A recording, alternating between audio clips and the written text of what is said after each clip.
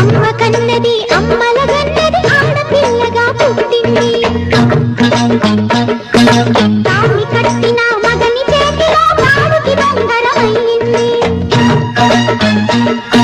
మట్టెలు పెట్టుకు మెట్టినింటికి మహాలక్ష్మి కళ తెచ్చింది.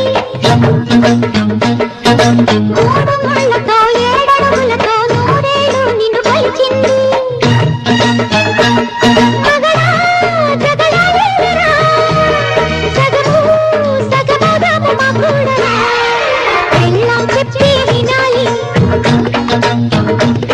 నీ కళ్ళకి గంటలు